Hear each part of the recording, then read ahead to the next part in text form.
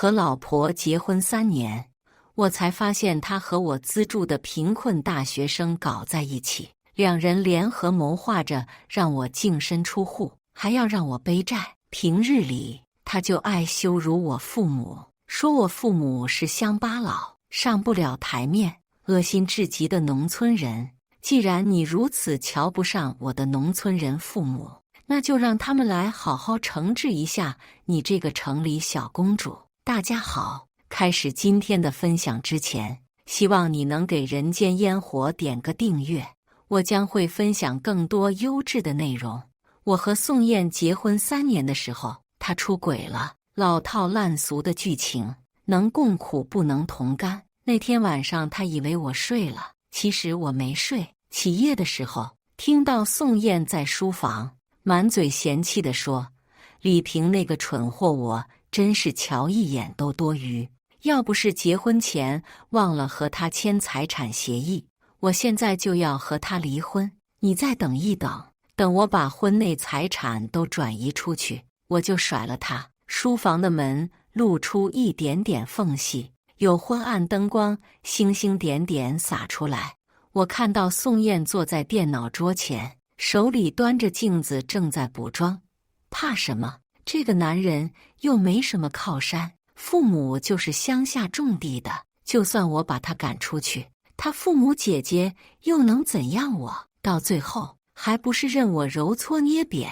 正好我名下一家公司，这2年亏损数千万，等离婚的时候，我就把这家公司分给他，让他给我还债去。恶心！当初要不是为了10万块的创业资金，我怎么会找个乡下男人？我看一眼都多余。那一瞬间，我似乎觉得自己的心脏被水泥从头贯穿，沉甸甸的，让我呼吸不过来。我从没想到，在宋燕口中，我乡下人的身份如此不堪。可当初明明是他追着我的小电驴，疯了一样向我告白，说对我一见钟情，再见倾心，还说没了我自己都不知道怎么活下去。那时候，我爸妈秉承着男孩子要穷养的理论，我整个大学的学费还有生活费都是我自己赚的。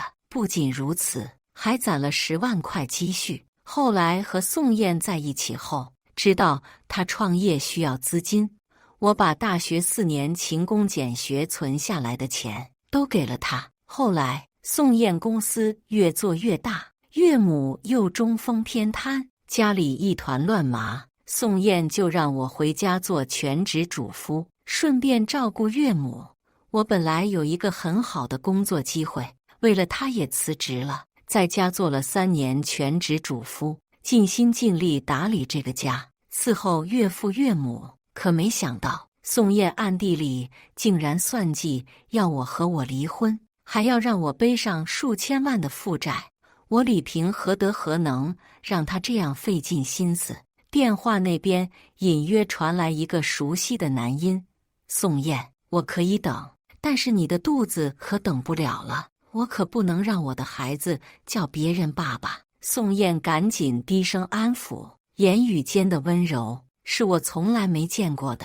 原本我还在绞尽脑汁思考宋燕的情人是谁，在听到那个声音的瞬间，我忽然知道了。那时我资助了3年的贫困大学生白豪，半年前白豪大4要实习，是我推荐他去宋燕公司做助理，没想到自己省吃俭用资助的大学生竟然是个白眼狼，我可真是太谢谢他们了。我死死攥住拳头，拼命压抑自己心里沸腾的怒火。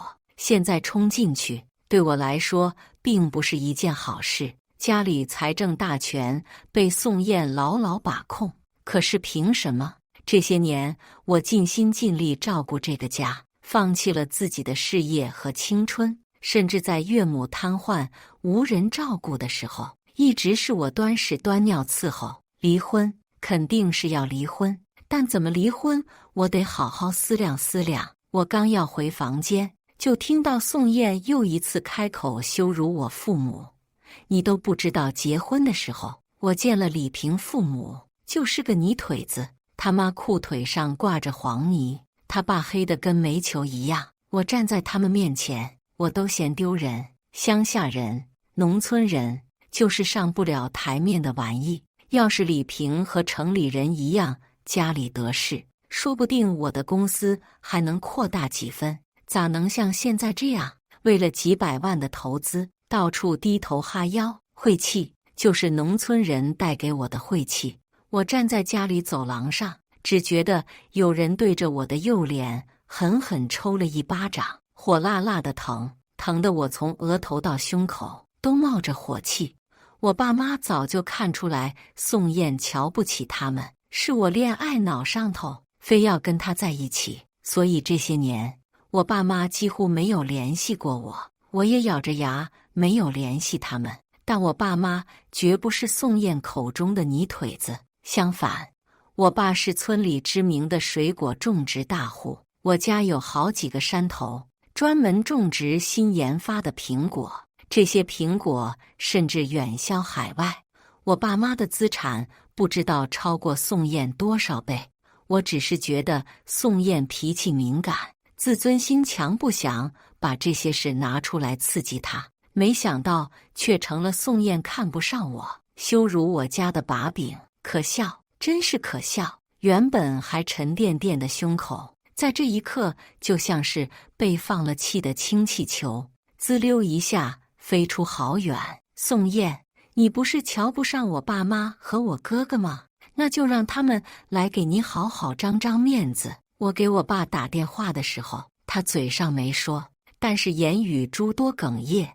我妈更是在电话那边哭得泣不成声，虽然嘴上说着我是不孝子，但是话里话外还是让我回家团聚，甚至松口可以接受宋燕。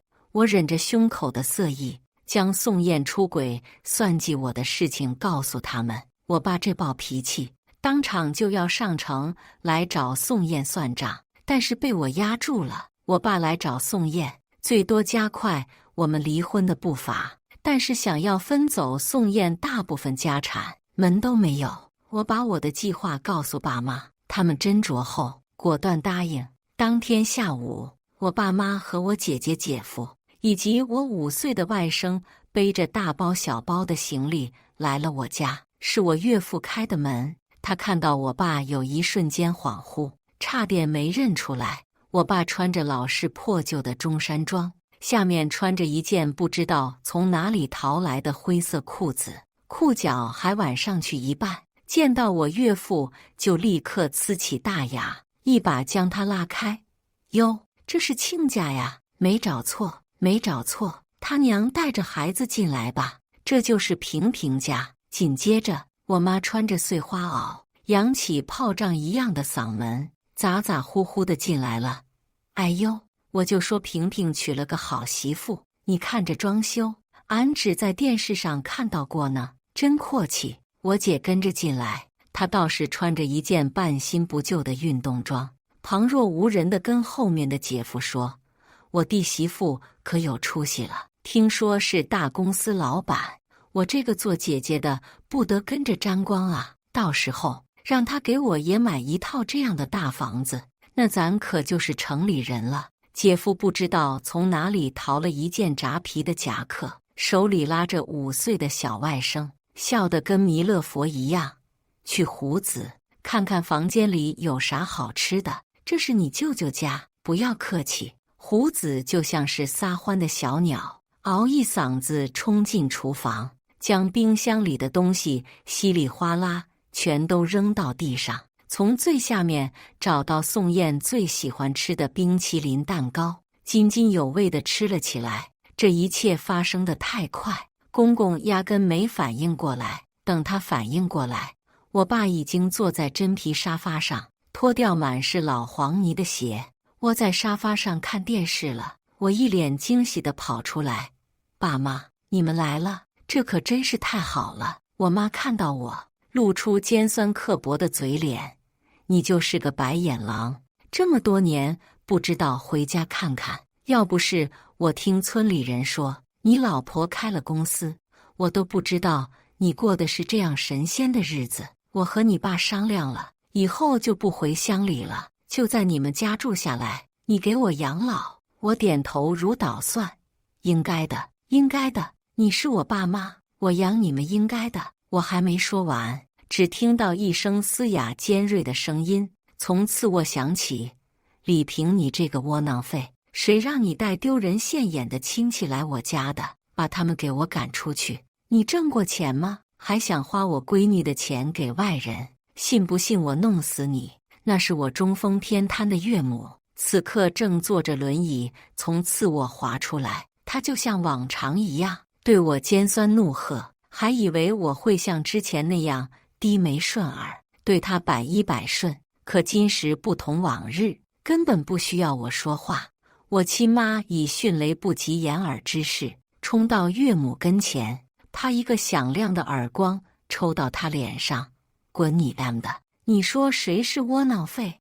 我来我儿子家天经地义，谁都不能说一个不字。你要是再胡咧咧，信不信老娘抽死你？岳母那里被人这样羞辱过，气得眼珠子都红了。她反手想还击，却因为身体不灵活，扑通一声从轮椅上掉下来，就像一只瘫在地上的烂泥，动都没法动。而此时我亲就像是看他，就像看一坨米田共。我说亲家呀，你腿脚不方便就别逞能了，瞧瞧都摔了。岳母逞强着撑起来，很快又一屁股坐在地上，这一次头还磕到身后的轮椅上，发出砰一声脆响。岳父猛然冲上去，一把推开我妈。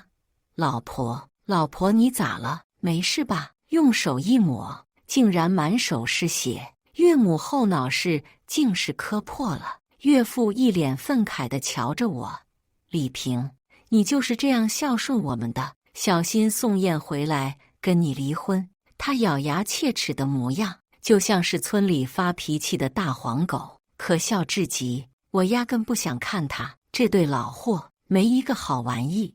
我拉着我妈堂而皇之地走进岳父岳母的房间，当着岳母的面拉开衣柜：妈，这里面的衣服你随便穿，反正我岳母腿都瘫痪了，穿不出去，扔着也是扔着，不如给你穿。以后你和我爸就住在这间房。岳母后脑勺淌着血，疼得嘴巴直抽抽，但还是扯着嗓子：我看谁敢动我的东西。他话还没说完，就被我妈扔出来的一件衣服迎面盖住头。这是什么老骚货穿的衣服，都能看到胸脯子，在我们村里这就是不正经人穿的，赶紧扔了晦气。紧接着就看到我妈掏出宋燕刚给她妈买的香奈儿套装，就往身上塞。这件还不错，是新的，就是颜色难看，跟家里有白事一样。说着嫌弃地将衣服丢到地上，还踩了几脚。岳母看到那身自己极为珍惜、一次都没上身的衣服被我妈踩在脚下，发出刺耳的尖叫声，然后她两眼一翻，竟是晕了过去。而岳父抱着岳母，嘴里骂骂咧咧：你等宋燕回来，不会放过你的，你等她回来。说着抱起岳母去了医院。我站在阳台上，看着岳父抱着岳母，又摔了好几个大马趴，才打上车，心里痛快的想要唱出来。这3年，岳父岳母对我那是鼻子不是鼻子，眼睛不是眼睛。即使我干了所有的家务，帮岳母端屎端尿，可在他们眼里，我还是被宋燕养的窝囊废。而我为宋燕放弃的工作机会，在他们眼里更是不值一提。这些年为了家庭和谐，我都忍了下来，可如今我不想忍了。宋燕，你等着接招吧。宋燕和岳父岳母回来的时候，3个人如遭雷劈，家里早已变了样。原本光洁明亮的地板，如今到处都是黄泥。冰箱大刺刺地敞开，里面的零食散落一地。客厅满是烟头，还弥漫着一股说不出的酸臭味。循着味道一看，竟然是我爸的臭脚。姐姐身上穿着宋燕的高定裙子，踩着宋燕新买的高跟鞋，正跟姐夫炫耀，说自己穿着比宋燕好看。宋燕仿若下巴脱臼，瞪着眼睛看着眼前的一切。她刚要开口发脾气，只听到一阵诡异的嘘嘘声，低头一看，我5岁的小外甥正脱下裤子对着宋燕撒尿。这一刻，宋燕终于爆发了，她像一头母狮子朝我扑过来。李萍，你让这群不要脸的玩意赶紧滚出我家，要不然老娘就给你离婚。我妈此时从岳母房间里跑出来，身上戴着岳母的金首饰，闪得人头晕。你就是俺儿媳妇，瘦得跟排骨一样，真没福气，连个屁股都没有，肯定不能生儿子。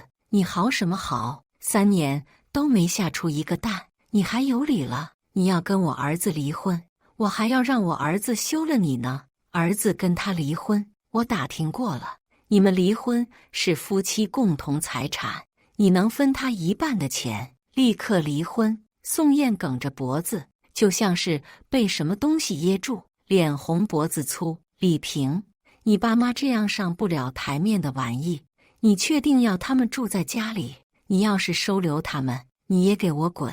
这些年吃我的，住我的，喝我的，你有什么资格跟我叫嚣？滚！我站在客厅中央，手里端着一杯咖啡，有些玩味的从兜里掏出几张照片，你和白豪去开房的照片。我辛辛苦苦操持这个家，就是让你给我戴绿帽子的。你想赶我走，门都没有。这房子虽然写的是你的名字，但婚后买的就有我的1半，凭什么你爸妈能住，我爸妈就不能住？想离婚可以，给我500万，否则咱俩走着瞧。从一开始，我就没打算跟宋燕好聚好散，如今只是刚开始而已。宋燕捡起地上的照片，半晌笑了。你总不能以为靠几张我和宋燕出入酒店的照片，就能断定我出轨吧？李萍，我看你是做饭做的，脑子都是浆糊。我和白豪去酒店，不能是去打扑克。你有什么证据说是出轨？我就知道他会抵赖。我斜靠在电视桌前面，嘲讽地瞧着他。我现在是没证据，但是8个月之后说不定就有了。我似是而非地瞟了一眼他的肚子。你想瞒，就是不知道你的肚子能不能瞒住。只要这个孩子出生，你婚内出轨的证据就有了。到时候你分给我的可就不是500万了。宋燕疯了，她怎么也没想到我会知道她怀孕的事情。她在客厅不间断地辱骂我，骂我是个窝囊废，骂我是个软饭男，骂我不知好歹是个白眼狼。可我丝毫不以为意，转身去了主卧反锁。我爸妈去了岳父岳母的房间，姐姐和姐夫带着小外甥去了次卧。3室1厅的房间被我们占完，徒留他们一家3口在大厅大眼瞪小眼。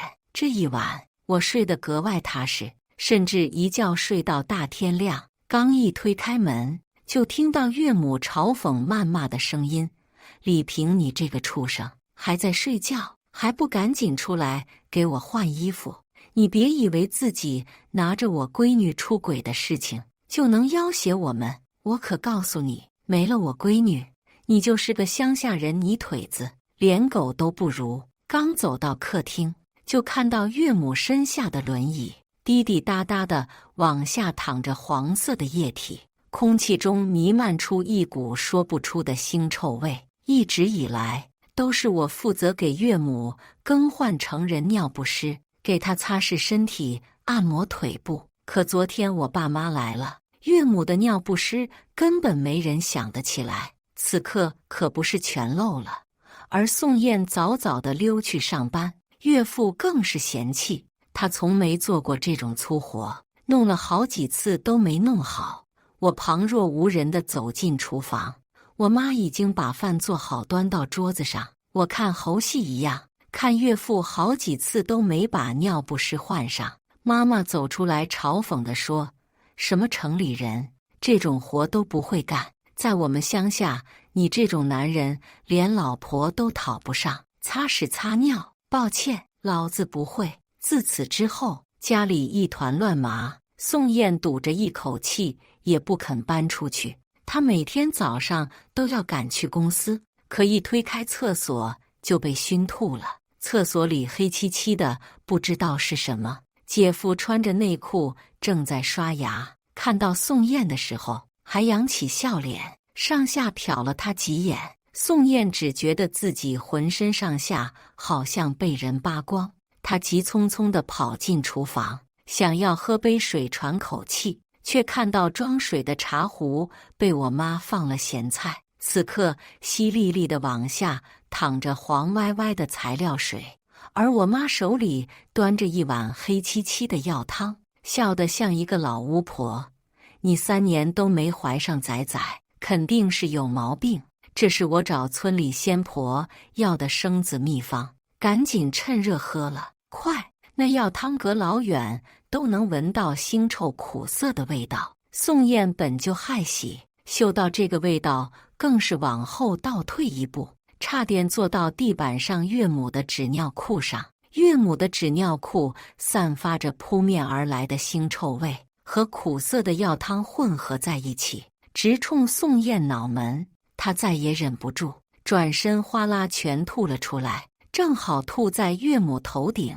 此刻岳母的头就像是被淋了芒果酱的冰淇淋，要多好看有多好看。宋燕此刻已经顾不上岳母的脸有多难看，她晚上睡在客厅沙发上，空调也不知道什么时候坏了，一晚上被蚊子叮得没睡好。此刻她浑身都是小红点，头发乱糟糟，穿着昨晚的工作服，着急忙慌地跑了出去。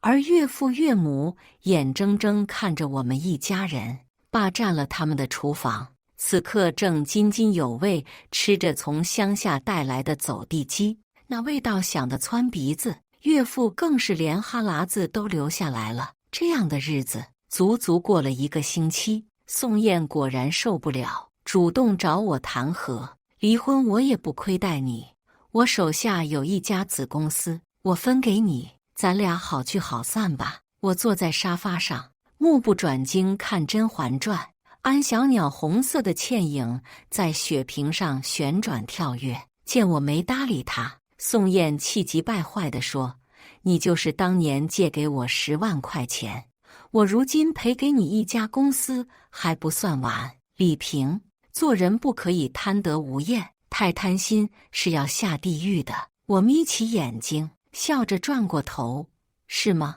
太贪心果然是要下地狱的吗？”事到如今，宋燕还是没搞清楚状况，竟然还要把那家亏损的公司分给我，是打量我是个冤大头，好欺负是吧？我压根没理会他的建议。宋燕有些恼羞成怒，哗一下从沙发上站起来：“你不要敬酒不吃吃罚酒，既然你不同意，就别怪我翻脸不认人。”我继续看安小鸟勾搭大胖菊，丝毫不想搭理他。可没想到宋燕真的给了我一个大大的惊喜。网上炸了，白豪以受资助人的身份在网上实名指责我，说宋燕一个人支撑公司已经很难，我每天在家里睡到日上三竿，只想着花钱还不算，如今甚至把老家的父母亲戚借来，恣意羞辱打骂宋燕。宋燕本身就是个小网红，这些年开了几家电商公司，更是赚得盆满钵满。她有脑子和水平，偷偷录下我父母在家里胡作非为的视频和照片。此刻宋燕以受害者的身份出现在网上，她亮出自己身上的淤青以及胳膊上的烟头伤痕，哭得泣不成声。我和我老公结婚3年，我们是有感情的，我也不知道怎么回事，他就喊父母来羞辱我跟我的家人，甚至还污蔑说我肚子里的不是他的孩子。我一忍再忍，他还是不肯善罢甘休，现在还要勒索我500万。他哽咽了一下，故作坚强地抹了抹泪水。我本来念着3年来的夫妻情分，不想跟她一般见识，毕竟那也是我的公婆。可昨天我妈妈告诉我，她告诉我，宋燕整个人好像陷入了痛苦的回忆，手腕不自觉发抖。我妈说我老公3年来猥亵羞辱她，她在我老公的威压下敢怒不敢言。我妈只是一个偏瘫的老太太呀，李萍，你是不是人？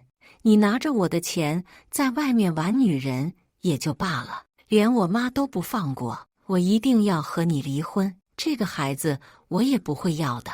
宋燕的发言瞬间在网上掀起舆论风波，热搜更是一个接一个的炸开，甚至连我那瘫痪的岳母都恬不知耻的在网上污蔑我，说我趁着给他换纸尿裤的时候对他动手动脚，说我威胁他，如果敢告诉宋燕就要他好看，还说我每天拿针扎他，不给他吃饱饭，还往他嘴里灌屎灌尿。这下好了，舆论彻底炸了，无数人在网上谩骂恐吓我，甚至开始人肉我父母。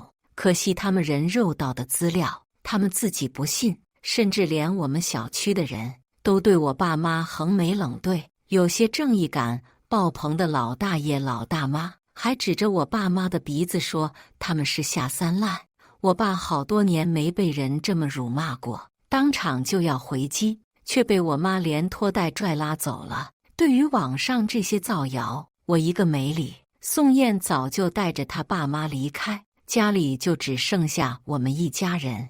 这些人一走，我们就把家里打扫干净，要不然自己住着也埋汰。我妈问我接下来该怎么办。宋燕这次的手段太狡诈，她把自己伪装成辛辛苦苦在外面打拼，却被自己老公家暴的苦命女人，身子给我按上了变态虐待父母的名头。尽管她没什么直接证据，但是在婚姻里，大家总是会下意识偏袒女性，认为女性是弱势群体，自以为是地站在道德制高点，辱骂威胁他人。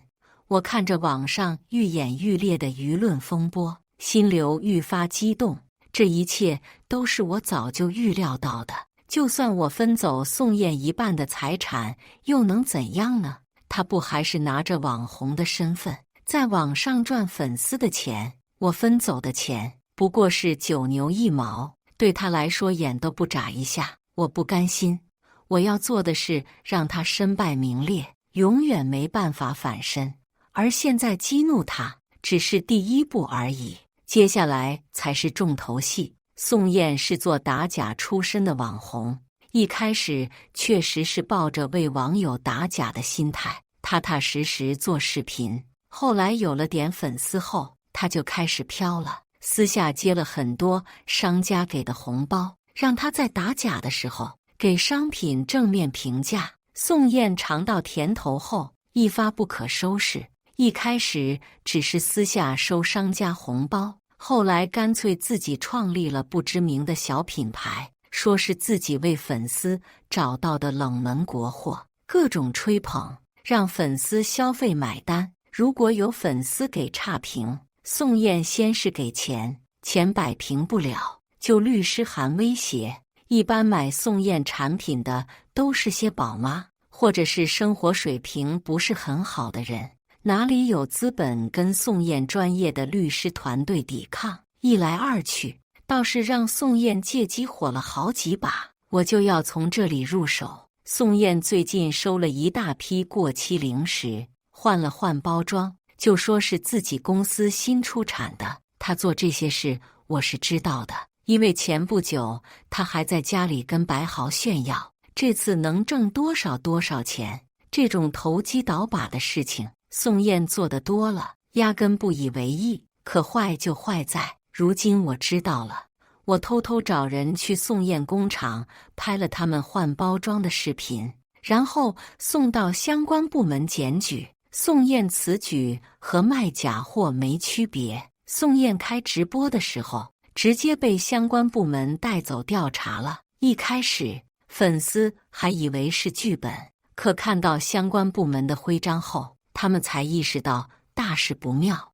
我特意买了几千块的抖加和热搜，将这件事一举等到热搜，并且找了好几个因为吃这个视频导致食物中毒进医院的受害者，并让他们提供了剩余的食物进行化验。宋燕可谓是完了，卖假货这种事是网红最忌讳的。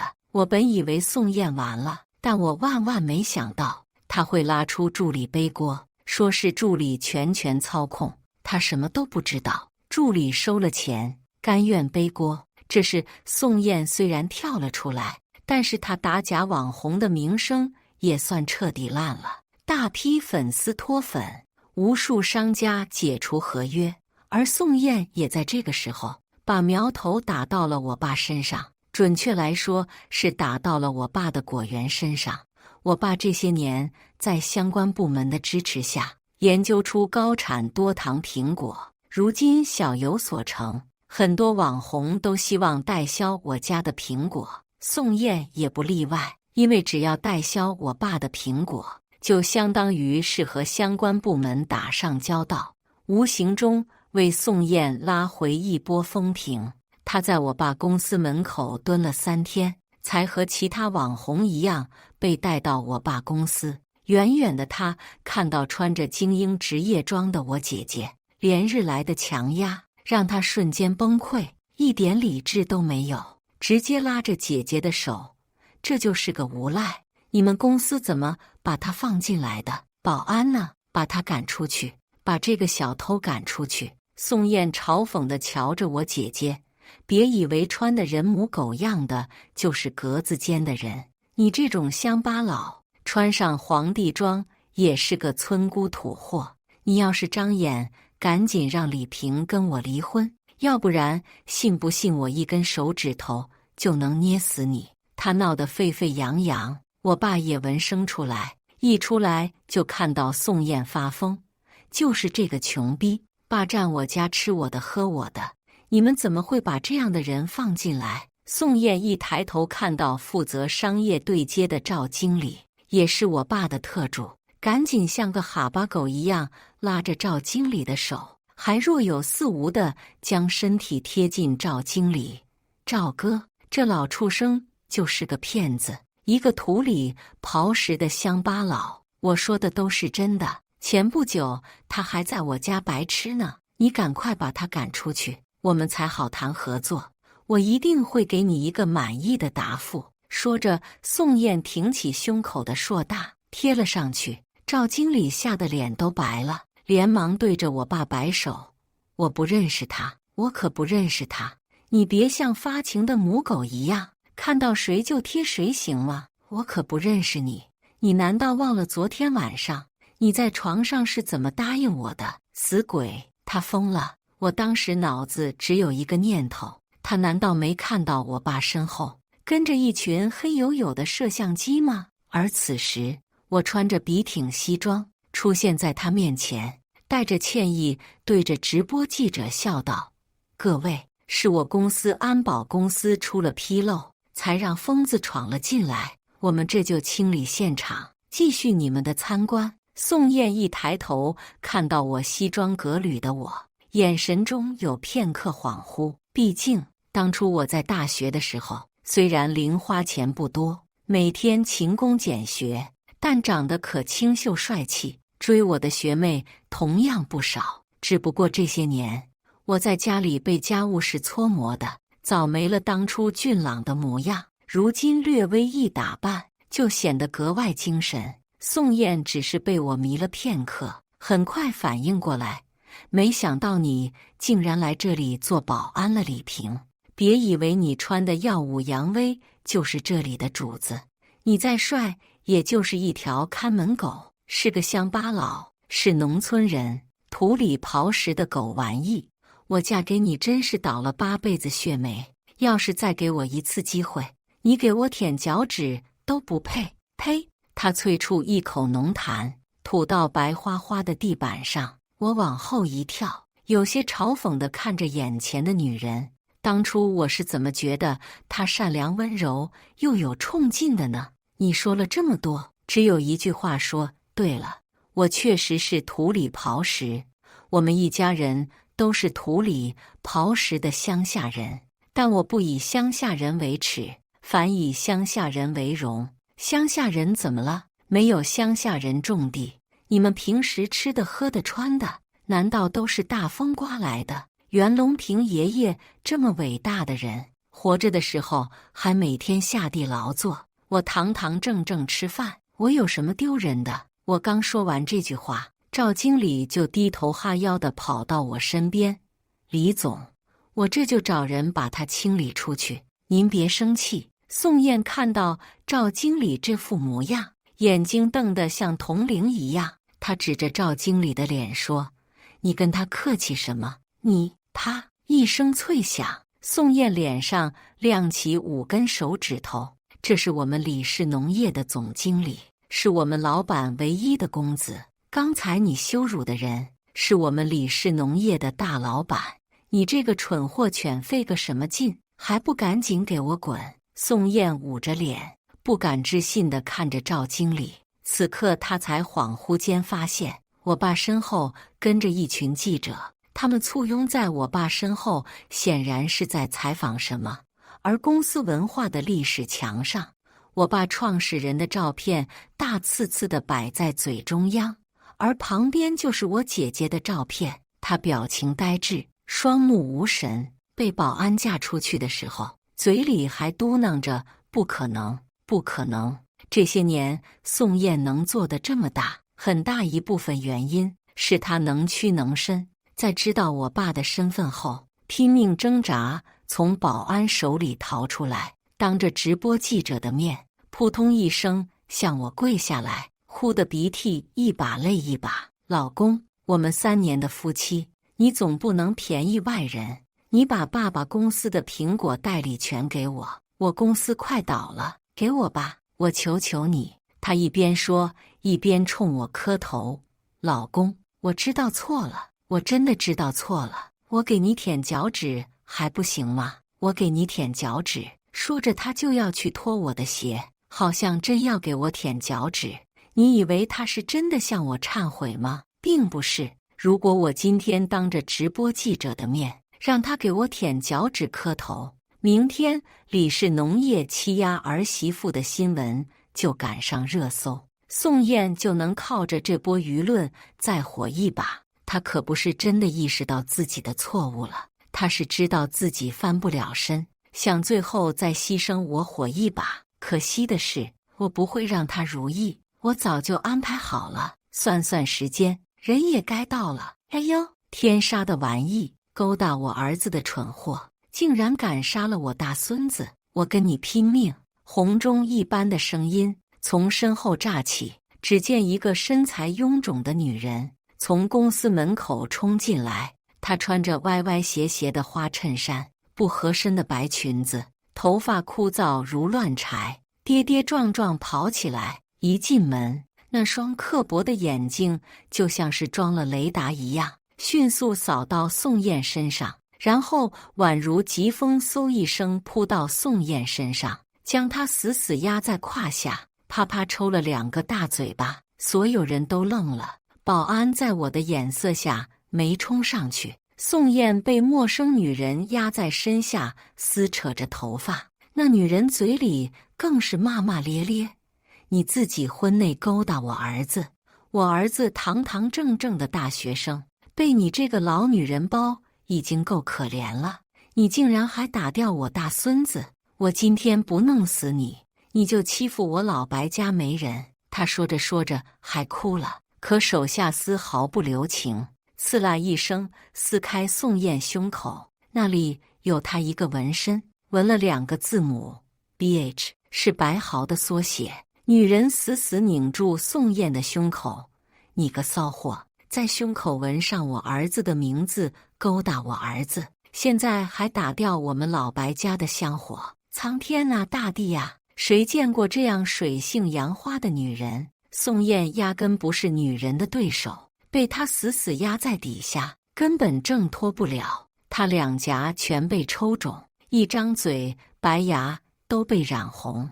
我跟他隔着层层人群，目光终于交织在一起。半个月之前，我们还是他人称羡的恩爱夫妻；半个月之后，我们成了你死我活的宿仇怨敌。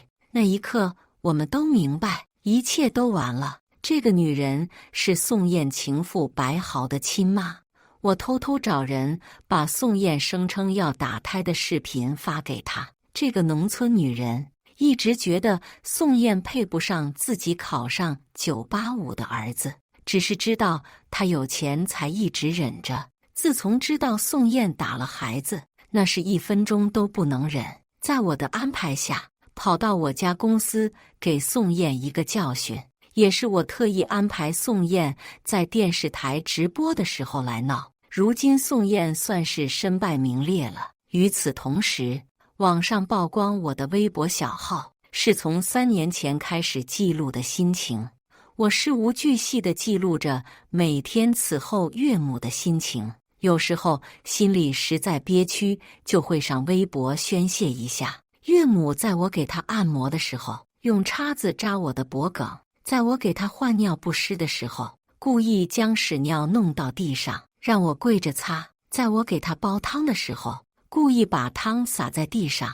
这些全都被我记录在微博上。不仅如此，还有岳父在外面偷偷养小晴的事情，也被我发到网上。网友此时才发现，宋燕不仅婚内出轨，怀了野种，父亲也出轨，拿妻子的养老金养年轻女孩。公司更是频频爆出丑闻，卖的很多产品都是3无产品。还有公司财务主动自首，说他偷税漏税。这一下全完了。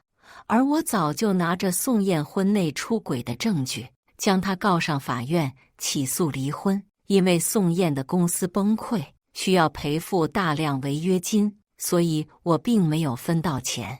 但我依旧高兴到原地转圈，因为宋燕比我更惨，她没钱赔违约金，四处躲藏。岳父拿着家里值钱的东西，跟小晴偷偷跑了。白豪被我举报，即使已经大4，也被开除学籍。岳母半身不遂，身边更是离不开人。宋燕一边伺候妈妈，一边还要想办法躲债主，还要应付因爱生恨的粉丝，对她各种打击报复。半年后，我代表公司去市里参加调研，远远地看到一个熟悉的身影。他早没了当初精致俏丽的模样，好像一下子老了10多岁。他双目无神地瘫坐在街边，身边是瘦骨嶙峋的岳母，头发油腻枯燥，隔了好远都能闻到腐臭的味道。仔细一看，岳母双腿都生了褥疮，叮的全是苍蝇。